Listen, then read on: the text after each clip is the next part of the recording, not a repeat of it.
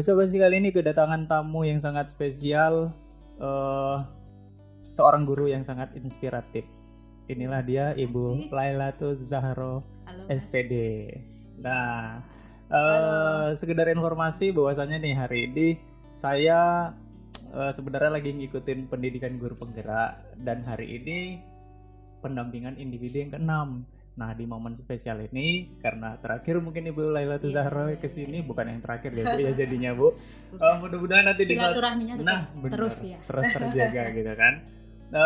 Hari ini jadwal Bu Laila adalah terakhir pendidikan di guru penggerak pendampingan individu ke-6 Bu ya, sebelum nantinya panen karya. Nah, terima kasih dulu itu Ibu sudah mampir ke studio kami di studio Basa Basi SMA Negeri 3 Tunggal Jaya. Bagaimana kabarnya Bu? Alhamdulillah sehat. Alhamdulillah sehat sekali. Semangat.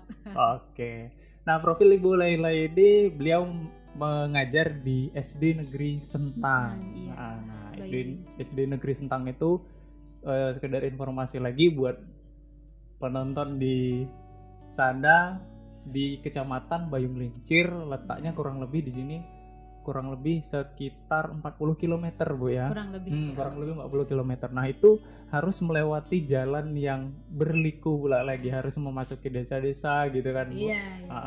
Nah, mungkin di cerita kali ini saya ingin dengar nih Bu, kisah inspiratif Ibu. Ini kan biasanya kan kita kan kalau dari kecil ditanyain kalau SD cita-citanya apa gitu kan Bu. Nah, kalau sekarang cita-cita Ibu kalau dari kecil relate nggak Bu dengan cita-cita yang dari kecil hingga sekarang ini? Mungkin Ibu bisa ceritakan dulu. Sebenarnya. Ini secara realitanya ya Mas ya. Sebenarnya sih kalau ditanya tentang cita-cita ya, kalau dulu kecil itu ya namanya masa kecil ya itu masih berubah-berubah sih Mas. Masih berubah. Kalau saya tuh dulu malah kepengennya tuh saya tuh pengen jadi kayak apa ya? Seorang tuh yang bekerja di laboratorium kayak gitu. Iya, saya kepengennya tuh dulu tuh seperti itu. Kemudian pas di SMP itu pas di kelas 8 kalau tidak salah. Nah, itu malah cita-citanya berubah lagi. Yaitu saya kepengennya itu menjadi seorang farmasi. Udah jadi farmasi. Saya. Karena saya tuh kalau nengok obat-obatan tuh malah saya tuh suka gitu. Suka. Seperti itu. Tapi seiring dengan berjalannya waktu ya alhamdulillah kalau dulu tuh termasuk nilai saya itu dalam bidang eksak ya, eksak baik itu fisika, biologi itu ya termasuk bagus karena juga saya juga masuknya tuh di jurusan IPA dulunya. Makanya saya tuh suka banget kalau yang berbau-bau IPA, kayak yang berbau-bau kimia, fisika tuh suka gitu. Namun karena dahulunya itu ya namanya kita orang tua ya kan, orang tua itu masih belum mampu dari segi finansial. Dulunya tuh saya sekolahnya tuh di Jawa Timur gitu loh ya.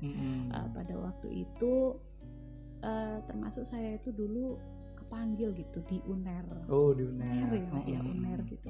Cuman ya karena kan bukan beasiswa sepenuhnya seperti itu, yang dalam artian di sini nanti orang tua saya masih harus banyak mengeluarkan biaya. Maka dari itu ya di situ karena keterbatasan ekonomi tadi nggak bisa, ini bukan. Dan juga dari orang tua sendiri itu ngarahin saya dulu itu pokoknya saya tuh suruh pulang, saya suruh ngajar gitu. Dan itu dulu saya menolak. Nggak mau jadi guru gitu. Saya dulu nggak mau. Iya, saya nggak mau dulu. Tetapi itulah tadi ya namanya orang muda ini kan ya istilah bahasa Jawanya tuh gonjang-ganjing. Belum punya pendirian bagaimana jati diri tuh ya masih ikut belum ketemu gitu ya. Jati diri itu kayak ya sekedar kepengennya gini, kawan seperti ini saya pengen gitu. Nah, tetapi orang tua ini ya seperti suatu petunjuk yang masya Allah gitu kan. Jadi pokoknya orang tua itu istilahnya ya agak ada paksaan untuk ayo kita pulang aja di sini. Bapak ini bukan orang yang mampu kayak kawan-kawanmu gitu. Ayo kita balik saja, nanti kita ngajar, nanti sudah ngajar kita sambil kuliah, kan kamu juga bisa kuliah kayak gitu. Dan itu rasanya ini ya berlawanan sama hati nurani. Tetapi ya tadi mungkin ini juga salah satu doa dari orang tua, dari ibu terutama. Iya. Akhirnya ya mau tidak mau tuh pulang dari Jawa. Padahal saya tuh dulu sudah senang banget ya namanya di Jawa ya, kalau sudah sekolah di Jawa tuh tahan banget gitu. Akhirnya saya pulang dan di situ ngajar. Tidak lama pulang itu alhamdulillah kita bisa ngajar di sekolah yang ada di desa saya itu. Nah, kemudian dan mungkin ini juga salah satu doa dari orang tua ya Mas ya. Dulu itu kayak ngedapatin NUPTK itu mudah loh Mas, nggak kayak sekarang ya kan. Ini kan sekarang ribet banget ya. Kalau dulu tuh mudah banget. Ya itu mungkin ya salah satunya adalah doa dari orang tua itu tadi. Kemudian tidak lama dari ngajar, 3 bulan ngajar dapat NUPTK. Kemudian tahun depannya itu saya sudah bisa kuliah. Saya kuliahnya dulu ya bukan kuliah bagus ya. Itu tadi karena perekonomian dari orang tua. Saya tuh kuliahnya ya kuliah UT itu. Tapi ya saya seneng alhamdulillah lah, seneng banget. Dan alhamdulillahnya itu selama perkuliahan ini ya itu tadi lah, pokoknya balik-balik itu selain satu usaha saya ya doa kencengnya dari orang tua tadi loh Mas. Doa kencengnya dari orang tua sehingga perkuliahan ya lancar, alhamdulillah nilai itu semuanya bagus, sangat memuaskan iya.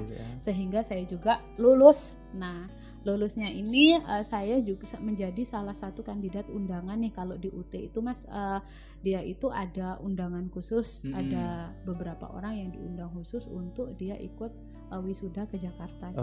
Nah itu salah satunya saya. Iya salah satunya aku. Jadi saya sendiri wisudanya tuh di Jakarta gitu. Alhamdulillahnya gitu.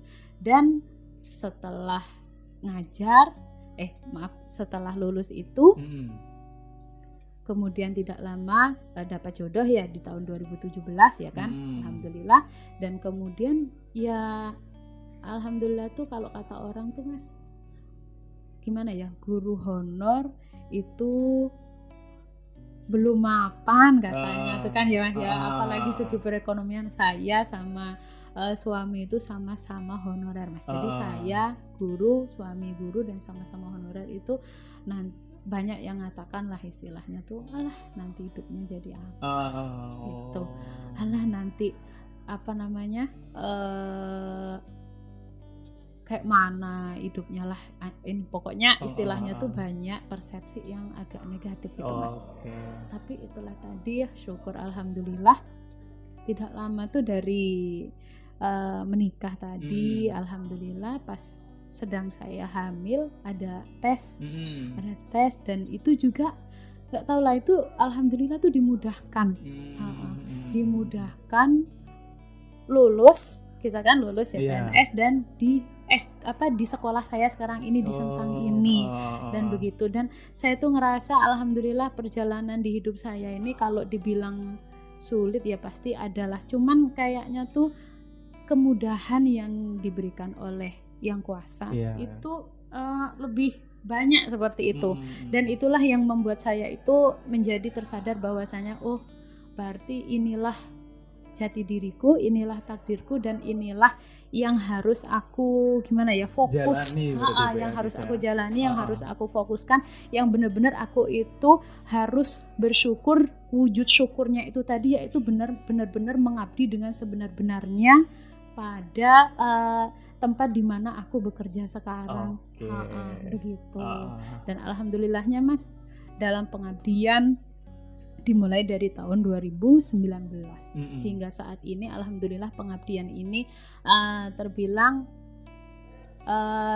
dalam tahun ke tahun itu ada suatu peningkatan lah Mas ya. Peningkatannya baik itu dari segi aku sendiri maupun di SD yang saya tempat bekerja sekarang. Dulunya Mas, SD di SD Negeri Sentang tuh namanya SD yang paling kecil ya. Kalau di Bayung Lincir itu jumlahnya tuh paling sedikit ya Pak. Paling sedikit, dan itu tuh kayak hampir tenggelam gitu loh.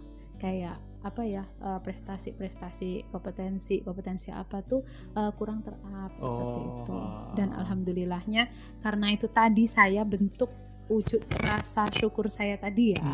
Rasa syukur saya tadi karena udah diberi kemudahan selama ini, saya berusaha untuk bagaimana membangun sekolah yang sekarang saya tempati ini, membangun dengan sedikit ya. Memang kalau banyak-banyak ya itu tadi kita balik-balik kalau namanya suatu instansi itu kan pembiayaan. Iya, benar. Sekolah kecil Benar. kayak punya saya ini ya pembiayaan ya terbatas. Iya, Oke. jadi ya tapi setidaknya saya selalu berusaha dengan ikhlas ya, istilahnya dengan ikhlas. Itu bagaimana setiap tahunnya, setiap hari, setiap ini itu ada suatu peningkatan dan alhamdulillah ini sudah terwujud gitu. Sudah terwujud dan tapi tetap semuanya itu terus berproses untuk lebih dan lebih baik seperti itu, Mas. Oke, keren nih ceritanya nih.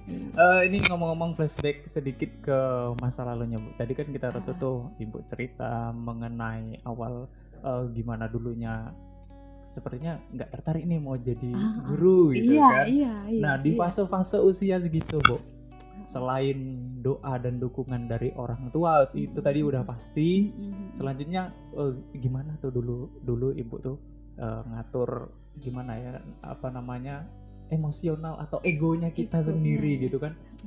Kayaknya aku di guru nih nggak terlalu mau bener gitu, nggak minat bener. Nah, untuk tips ngaturnya tuh gimana? Gitu ya. Ngatur ego kita tuh neken supaya mungkin ini ibaratnya tuh kita berdamai sama diri kita sendiri tuh. Nah, itu gimana tuh, Bu?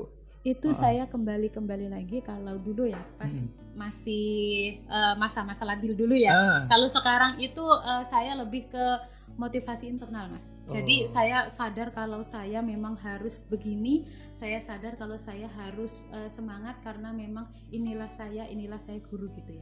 Tapi kalau dulu pas saya masa muda itu masih bersifat motivasi eksternal. Yaitu apa? Takut durhaka sama orang tua. Iya, itu. Jadi motivasi saya dulu cuman takut durhaka sama orang tua.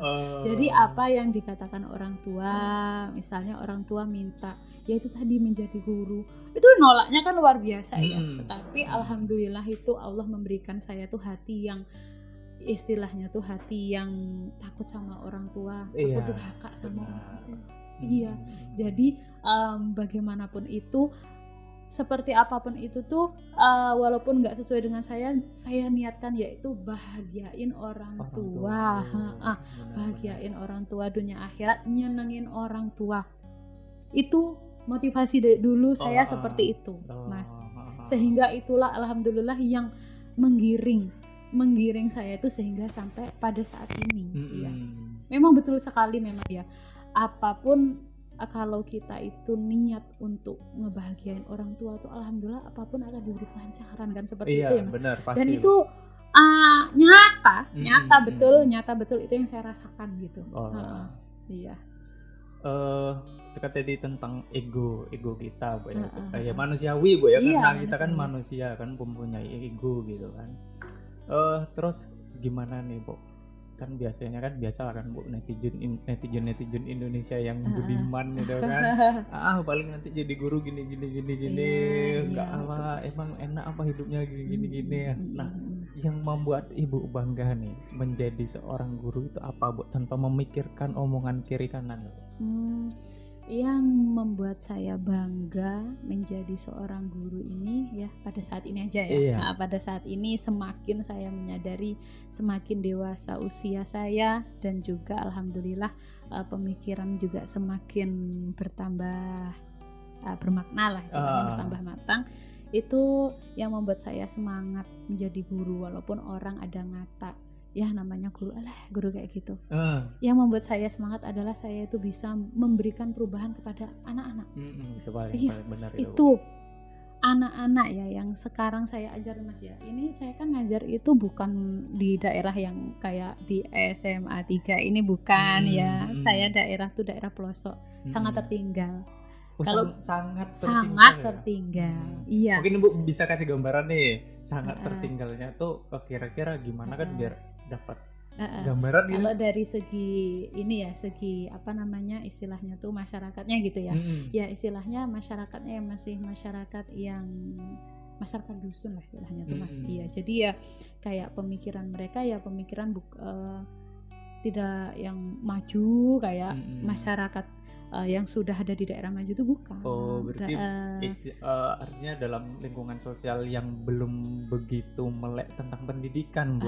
Iya, betul. Dan bahkan apa namanya istilahnya tuh terkadang ada lah ya namanya ini di sana tuh kalau apa ya belum selesai SMA belum, nah itu dia udah apa ya menikah seperti itu. Dan terkadang ada yang lulus SD dia nggak lanjut seperti itu karena ya dari kesadaran pendidikannya mungkin ini harus terus istilahnya dibangun dibangun dari melalui siapa ya, melalui anak-anak yang sedang sekarang saya didik, anak-anak yang sekarang saya dampingi seperti itu. Itu gambarannya ya masyarakat dusun tuh seperti itu begitu. Nah tapi sepertinya mungkin ini kita disclaimer dulu mungkin Bu ya, mungkin tidak seluruhnya. Iya, tidak seluruhnya. Tetapi mungkin hampir mayoritas ya, gitu betul pasti tidak seluruhnya. Ya memang ada yang berpikiran maju, ya ada, pasti tetapi ya apa namanya istilahnya yang saya temukan untuk saat ini tuh ya semacam itu gitu loh. Masih apa istilahnya kesadaran akan pendidikan itu harus terus dibangun gitu loh. Harus terus dibangun melalui anak-anak inilah. Iya, saya bisa membangun istilahnya, bisa memberi motivasi bagaimana pentingnya sih kamu ini dalam dunia pendidikan ini, pentingnya kamu untuk terus menggapai ilmu ini seperti apa. Iya, benar. Dari sekolah yang sekarang sedang sekolah yang tempat saya bekerja itu, membangunnya dari situ. Nah, ngomongin ngajar kan Bu, iya, pasti ada nih rasanya suka, ada juga rasanya duka. Oh ya pasti kan Bu. Pasti. Nah, suka dukanya nih selama Ibu pengalaman mengajar dari tahun 2019. Iya. Mungkin dulu di sekolah sekarang ya. Di sekolah sekarang. Sekarang. Atau pengalaman mengajar yang dukanya ada nggak Bu? Mungkin bisa Ibu ceritakan dulu. Mau yang duka apa mau yang dukanya dulu? Oke, dukanya dulu. Karena bersakit-sakit dahulu. Iya, bersakit-sakit dahulu dan bersenang-senang kemudian ya. Tapi masalahnya gini, sakit dan senangnya itu beriringan. Sakit dan senangnya beriringan. Iya kan?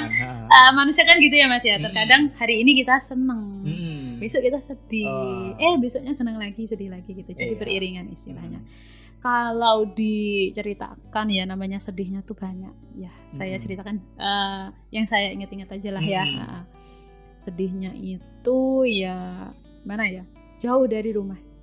35-40 menit itu kalau saya ngebuat itu 35-40 menit itu saya sampai di sekolah gitu. Dan sedihnya pas pada waktu dulu ya, dulu sebelum ada rehab jalan, itu jalannya Masya Allah. Saya pertama masuk, itu pokoknya jalannya tuh yang kita lewat itu, aku lewat tuh nggak bisa Mas. Nggak bisanya apa? Itu jeblok gitu loh, jalan itu tuh jeblok. Jadi dalam ini dalam di tengah jalan itu Bu. Iya, jalannya itu hampir 1 kiloan. Akses jalannya itu. 1 kiloan itu apa ya, jalannya tuh jeblok kayak gitu. Jadi di situ aku nggak berani. Di situ pernah pulang siang-siang, nggak ada orang. Aku jeblok di situ, mau ku tarik gini nggak bisa, hampir nangis. Motornya, si motor itu nggak bisa mau ditarik, genggeng terus itu saking dalamnya. Terus mau nanjak itu ada kayu kayak malang gitu kan, dia tuh rusak, terus dikasih kayu-kayu itu biar bisa lewat. Tetapi karena mobil juga lewat di situ, akhirnya tuh jeblok. Tenggelam ya. Jadi di situ kadang ada jebakan. Jadi bannya tuh ngepot aja nggak bisa. Itu di awal-awal dulu. Alhamdulillah pas pada saat COVID tuh ada rehab jalan 1 kilo yang rusak itu. Yang paling parah itu. Itu dibenerin sudah. Dan alhamdulillah sampai sekarang itu menjadi rakit dahulu, bersenang-senang kemudian tadi bahagia jalan. Dan kemudian yang Yang kedua yaitu dulunya ya namanya kita baru ya, pendatang baru dan belum terbiasa, belum begitu beradaptasi dengan anak-anak, dengan masyarakat seperti itu. Saya sedihnya dulu tuh gini, anak-anak itu setiap harinya, itu tadi setiap harinya. Itu tadi yang saya bilang karena ya masyarakat dusun pelosok gitu ya kan, anak-anak ini kurang bisa kontrol emosi. Setiap hari itu ada aja yang bertengkar. Bertengkarnya bukan biasa, Mas. Berkelahinya tuh bawa kayu anak-anak. Dan bawa kayu kayak gitu. Dan itu di lingkungan sekolah. Wah, itu bawa kayu anak-anak tuh, bawa kayu. Nah, apa namanya? Jadi ya apalagi notabene saya ini orang Jawa ya, lembut. Dihadapkan dengan situasi yang seperti itu pastinya itu gadekan. Saya malah takut sama anak-anak. Sayanya tuh ngerasa kayak takut sama anak-anak. Dan itu saya nggak bisa ngelerai. Yang ngelerai itu siapa? Ya anak-anak itu sendiri. Yang ngelerai itu ya kawan-kawan dia masing-masing, hampir bergebukan itu. Iya hampir bergebukan kayak gitu. Tapi alhamdulillahnya ada yang lebih besar kan ya, ada yang lebih kuat, jadi dia misahkan gitu.